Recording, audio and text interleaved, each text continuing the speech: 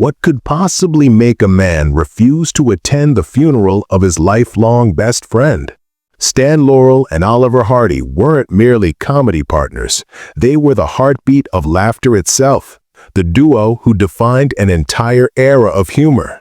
But behind their timeless smiles and playful banter lived a hidden story, one woven with pain, distance, and unspoken sorrow. For years, fans have asked why Stan never stood by Hardy's grave to say goodbye. The answer, however, is far sadder and more human than anyone ever believed. They were comedy's most unforgettable pair, Stan Laurel and Oliver Hardy, two men who couldn't have been more different, yet together they created magic that changed comedy forever. One was tall and thin, with a look of puzzled innocence that seemed glued to his face. The other was round and confident, walking like a man who believed he had everything under control, until life proved otherwise. Together, they found a rhythm of laughter that would echo through time. Their perfect timing, unspoken chemistry, and effortless chaos turned them into Hollywood's most beloved duo during the golden age of laughter. But behind the bright lights and funny routines were two men living private struggles that few ever saw. Their story began in 1921, when fate brought them together on a small silent film called The Lucky Dog. It wasn't a hit, and no one at the time thought much of it. Stan played a poor man who gets robbed, while Oliver played the crook. They barely shared the screen, and neither had any idea that one day they'd become part of history. In those early days, both were just trying to survive the unpredictable world of silent films, taking whatever jobs came their way, hoping for steady pay and a glimpse of fame. Stan Laurel's roots were deep in theater. His parents ran a playhouse, so the smell of the stage was part of his childhood. He joined Fred Carno's famous vaudeville troupe, the same group that launched Chaplin's career. Working as Chaplin's understudy, Stan studied every movement, every pause, every look. Without realizing it, he was learning the art of silent storytelling, a skill that would one day define his genius. When the troupe toured America, Stan stayed behind to chase his dream in film. He took small acting and directing roles, constantly learning and improving. Every project taught him something new, how timing shapes humor, how one tiny pause can make an audience laugh. Oliver Hardy's story followed a completely different path, but somehow led to the same destination. He began as a singer before drifting into vaudeville and then into silent films. Everyone called him Babe, a nickname from his barber that stuck for life. By the 1920s, Hardy had already been in hundreds of films. He wasn't a major star yet, but he had a gift. He could turn any minor role into something unforgettable. When Hal Roach Studios officially paired Laurel and Hardy in 1927's Putting Pants on Philip, everything just clicked. There was no trying too hard. Their chemistry was effortless. Stan's innocent confusion played perfectly against Oliver's pompous charm. Stan would blink, frown, or glance at the camera in despair, while Hardy puffed up his chest, pretending to stand control as chaos swirled around them. What they shared wasn't just comedy, it was a language only they could speak. Over the next 2 decades, they made more than 100 films together, each one filled with laughter that transcended words. They didn't depend on jokes or dialogue. They created humor through timing, movement, and emotion. Their theme music, the Cuckoo Song, became instantly recognizable. Just a few notes can make an audience smile, knowing a storm of silliness was coming. Critics praised their balance, the dreamer and the dignified man forever trapped in each other's orbit. Their fame spread across the world. Audiences in Europe adored them as if they were national treasures. Even decades later, in 2005, British comedians voted them among the greatest comedy acts of all time. Proof that true laughter never grows old. But even legends faced the passage of time. By the late 1940s, the world was changing. After the war, people wanted something new, something different. Slapstick began to fade, and the laughter that once filled theaters slowly grew quiet.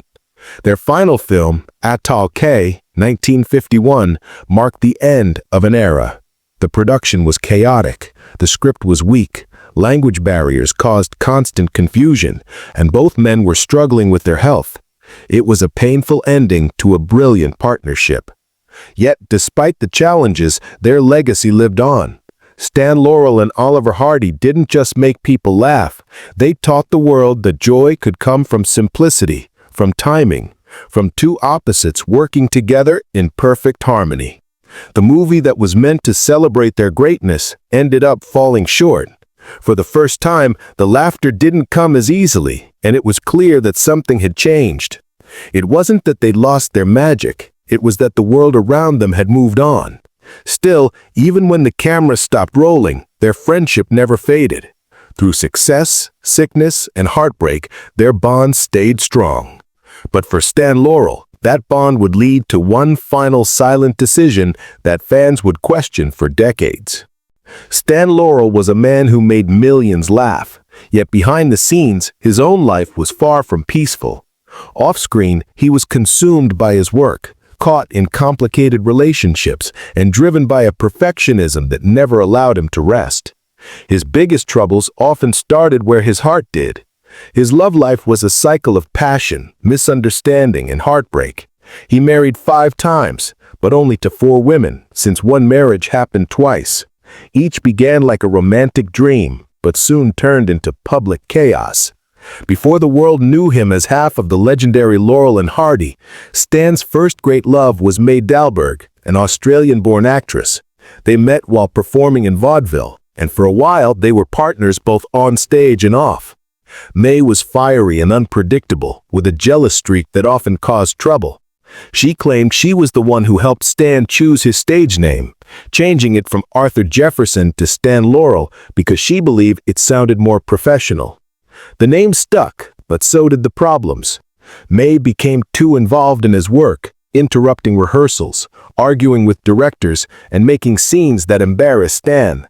Producers at Howe Road Studios soon saw her as bad for business. Eventually, things got so tense that producer Joe Rock stepped in and offered May a settlement, rumored to be around $10,000, on one condition: she had to leave Stan and never return to the U.S.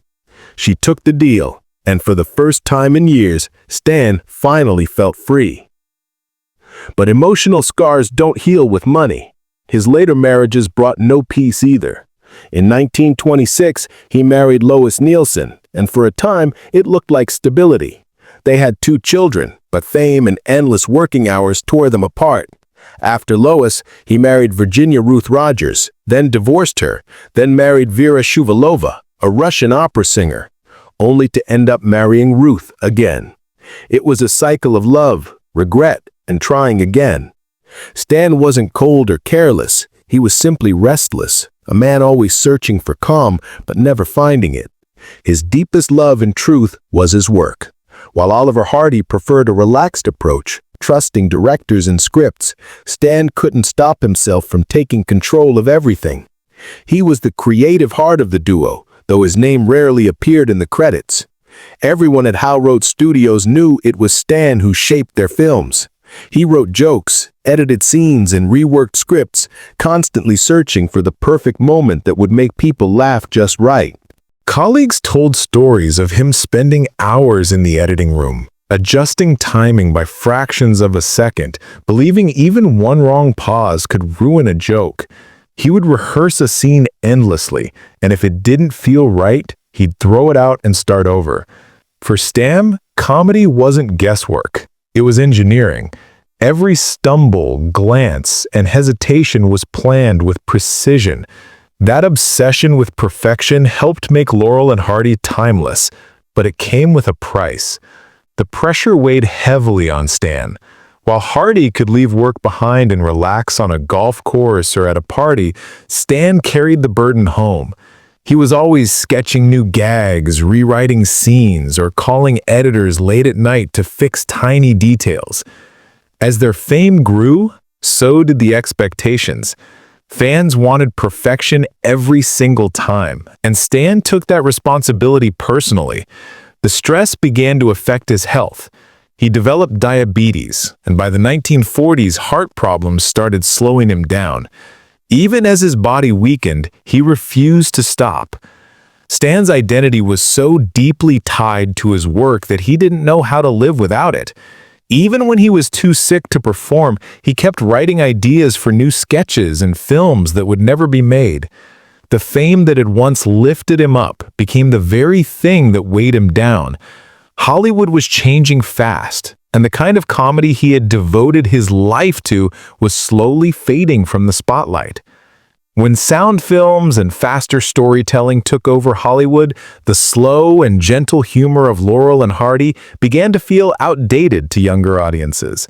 Stan felt it more than anyone else. It broke his heart to see the art he loved, the one he built so carefully, slipping out of people's hands. Every failure cut deep, and every success felt fleeting. He poured his entire soul into making people laugh. But when the laughter stopped, all that remained was silence, a silence only he could truly feel. And from that silence, pressure, and pain would come some of the most shocking moments in comedy history, the controversies that would surround this beloved duo. Fame had turned Stan Laurel and Oliver Hardy into the world's favorite pair of fools. But behind the laughter and charm, life wasn't nearly as funny. Off-screen, things were far more complicated than the chaos they played so perfectly on camera. Behind their smiles were whispers, rumors, poor choices, and emotional wounds that even close friends pretended not to see. Stan Laurel was always the more serious one, especially about his work. Comedy to him was not just a job, it was an art. But that same intensity often spilled over into his personal life, blurring the lines between reality and gossip. As time passed, talk of his drinking began to surface. Some who knew him said he battled deep sadness, especially during slow work seasons or after painful breakups. The man who could edit every frame of a film to perfection suddenly couldn't fix the chaos in his own life. Friends noticed him pulling away, drinking more, trying to quiet the storm of anxiety that came with both fame and failure. His health was already fragile, and the stress of trying to stay relevant made it worse. Those close to him described a man torn, proud of his legacy, yet haunted by the fear that the world was moving on without him. Even at the height of his career, people said Stan could be difficult. Some at Hal Roach Studios claimed he wanted control over everything, from scripts and props to lighting and costumes. To Stan, comedy was precision, and every detail mattered. But not everyone agreed with his methods. His perfectionism, they said, often pushed people away and tested Hardy's patience. To some, it looked less like passion and more like tyranny masked as dedication. Meanwhile, Oliver Hardy faced his own battles, though he wore his troubles behind an easy smile. His personal life was filled with heartbreak. He was married 3 times, and none of them ended happily. His second wife, Myrtle Reeves, struggled with alcohol, and their marriage became a storm of arguments and exhaustion. Hardy, with his gentle heart, often forgave too easily, caught in a painful loop of love, guilt, and frustration. The happy man audiences saw on screen was far from the one who went home at night. Money problems followed him too. Hardy was generous to everyone, always willing to help a friend, but that kindness cost him. He spent freely and trusted people who didn't always look out for him. Taxes piled up, debts grew, and sometimes he had to accept smaller, less glamorous roles just to make ends meet. Though he rarely complained, the burden slowly wore him down. Despite everything, fans continued to see them as the same joyful duo who had once ruled the screen. To millions, they weren't just actors. They were symbols of laughter, friendship, and pure happiness. Their on-screen innocence became their identity. Few could imagine the truth. 2 aging men, both struggling with health, disappointment, and fading fame. They shared such believable chemistry that people thought conflict between them was impossible. But behind the scenes, things weren't always smooth. They argued about scripts, creative choices, and who should have the final say. Stan's serious, detail-focused nature often clashed with Hardy's easygoing attitude. Sometimes they barely spoke off camera, saving their words for the scenes where their professionalism kept the magic alive. Yet, even through disagreements, their bond never completely broke. Their friendship fascinated fans so much that people began to wonder if there was more to it than just partnership. After all, they had spent years traveling, performing, and depending on each other more than anyone else. They shared hotel rooms while on tour, finished each other's sentences, and seemed inseparable wherever they went. To the public, their closeness looked like something deeper than friendship. Rumors started swirling that maybe their relationship had a romantic side, but there was never any proof of that. Those who knew them best said it was simply a brotherhood, an emotional connection built through years of shared struggle, laughter, and success. Still, the gossip never completely faded. Maybe that's because their chemistry on screen felt so real that audiences couldn't believe it was just acting. As time passed, the line between their public image and private reality grew harder to manage. Both men were dealing with personal challenges, Stan with his health and restless energy, and Hardy with his own health problems, financial pressures, and emotional exhaustion. Even so, they kept smiling for the cameras. They posed for photos, gave polite interviews, and tried to maintain the illusion that Laurel and Hardy were still the same beloved duo people remembered. But behind those smiles, life was changing. The laughter that once came so easily was slowly being replaced by pain. And soon, Oliver Hardy's struggles would grow too heavy to hide. Hardy's decline was one of Hollywood's most heartbreaking stories. The man who had spent a lifetime making the world laugh began to fade before everyone's eyes. The cheerful, round-faced comedian with the confident grin and signature bowler hat slowly turned into a frail shadow of himself. Years of overwork, unhealthy habits, and physical strain began to catch up with him. The transformation was painful to watch. Hardy's weight had always been part of his comedy, the big man trying to stay in control while his smaller partner Stan caused chaos around him. But off-screen, that same weight was a serious burden. By the 1940s, it had become dangerous. Reports said he weighed more than 300 pounds, and years of touring, performing, and filming had taken a toll on his body. What fans saw as lovable roundness was actually a sign of poor health. In 1954, Hardy suffered a mild heart attack. It wasn't fatal, but it was a wake-up call. For the first time, he had to face the reality he'd ignored for so long. His health was failing. Determined to make a change, he followed his doctor's orders and went on a strict diet.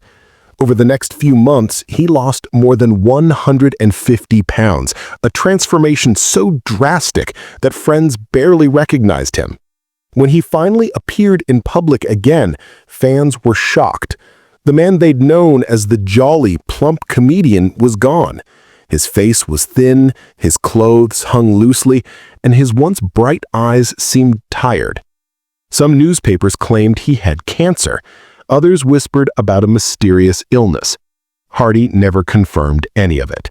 He stayed kind and polite, but there was a sadness in his eyes, as if he knew the audience no longer saw the same man who'd made them laugh for decades.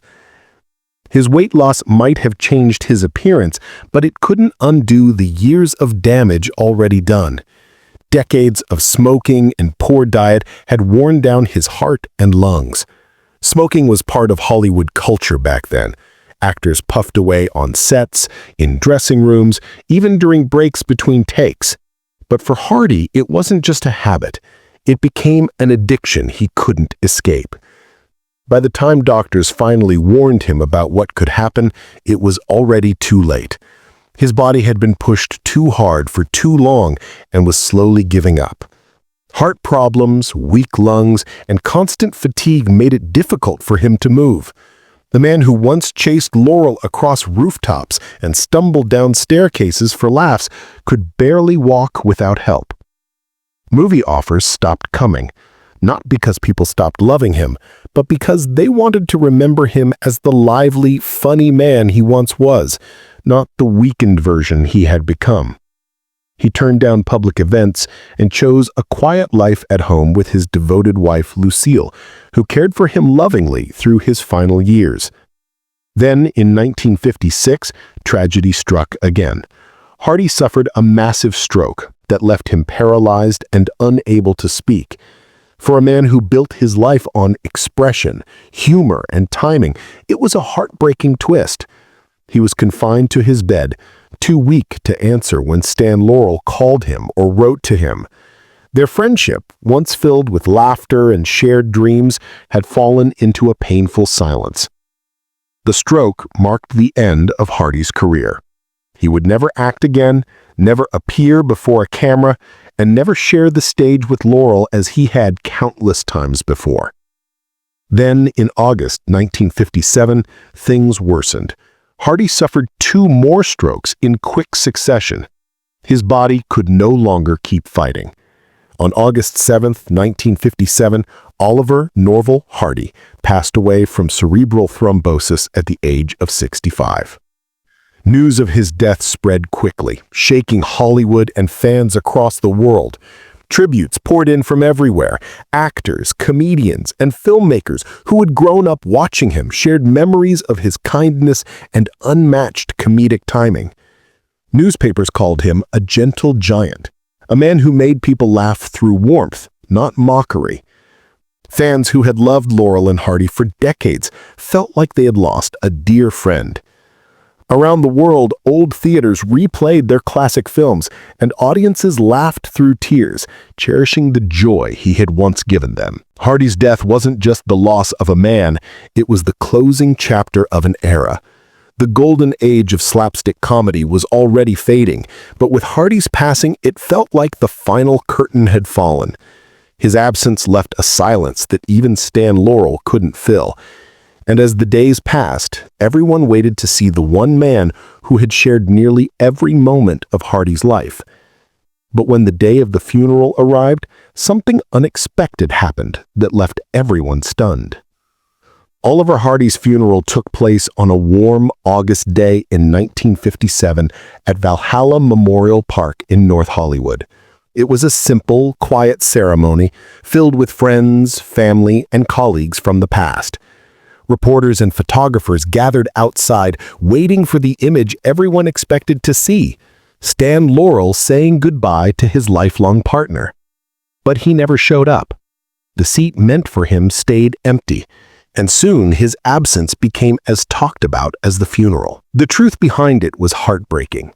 By the time Hardy died, Stan's health had also deteriorated. Years of hard work, stress, diabetes, and heart problems left him frail and tired. He was living quietly in Santa Monica, writing letters and trying to recover both physically and emotionally. When he heard that Hardy had passed away, it broke him in ways few could understand. Insiders later revealed that when Stan heard the news, it hit him harder than anyone could imagine. This wasn't just the loss of a friend. It felt like a part of his own soul had been ripped away. Attending the funeral wasn't simply a matter of will, it was a matter of survival. His doctor had warned him that the emotional weight and physical effort could easily send his fragile body into another collapse. Stan's health had already been failing, and even if he wanted to go, he knew deep down that he couldn't stand through the service. When asked why he chose to stay away, his answer was brief but powerful. Babe would understand. Babe was the nickname he lovingly used for Oliver Hardy throughout their decades together. That one simple line said more about their bond than any long explanation ever could. Stan also understood fame better than most. He knew that if he showed up weak and heartbroken, the headlines would shift away from Hardy's memory and turn the funeral into a media circus about him. He didn't want cameras capturing his grief or pitying his frailty. That day belonged to Hardy, and nothing, not even love, should steal that moment. But the world misunderstood his silence. Newspapers filled the gaps with wild rumors, claiming the two had fallen out or ended their partnership on bitter terms.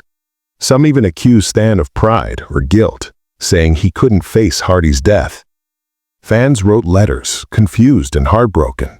How could one half of Hollywood's most beloved duo not be there to say goodbye? Those who truly knew them, however, understood the truth. There had never been a fight, no bad blood. In fact, during Hardy's final months, Stan often reached out to Hardy's wife, Lucille, sending comfort and asking for updates. Their friendship remained unbroken, even when distance and illness stood between them. After Hardy's funeral, messages of sympathy poured in from fans all over the world. Yet Stan kept his grief private. When reporters pressed him, all he said was, "I lost my best friend." Even after illness confined him to his home, he never stopped writing. Skits, jokes, little scenes, many still with Hardy's name written beside his own. It was as if he couldn't imagine creating anything without him. Every idea seemed to end the same way, with Hardy's character waiting just off screen, ready for his cue that would never come. After Hardy's passing, Stan quietly disappeared from the public eye.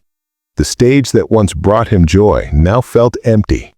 He refused every offer to perform again, believing that Laurel and Hardy could only exist as a pair. Instead, he surrounded himself with memories of their journey, photos, letters, scripts, all reminders of a partnership that had defined comedy itself. Though he never performed again, Stan continued to write. His desk overflowed with unfinished ideas, each one touched with his unmistakable humor and heart. Writing became his quiet way of staying connected to the art and to the friend he'd lost. He also answered fan mail with kindness and care, often typing long, heartfelt replies to people who had grown up laughing at his work. Visitors always described him as warm, humble, and deeply nostalgic whenever he spoke about Hardy. In 1961, Hollywood tried to honor him with an Academy Award for his lifetime contribution to comedy. But in true Stan fashion, he chose not to attend the ceremony. He'd never sought the spotlight. His joy had always been in creating laughter, not in receiving applause. Stan Laurel passed away in 1965 at the age of 74, leaving behind a legacy that continues to shape comedy generations later. More than a genius of laughter, he was a man who loved deeply, created selflessly, and stayed loyal to the very end. So, what do you think? Was Stan's absence from Hardy's funeral an act of love or something more? Share your thoughts in the comments below, and if this story moved you, be sure to check out the next video on your screen.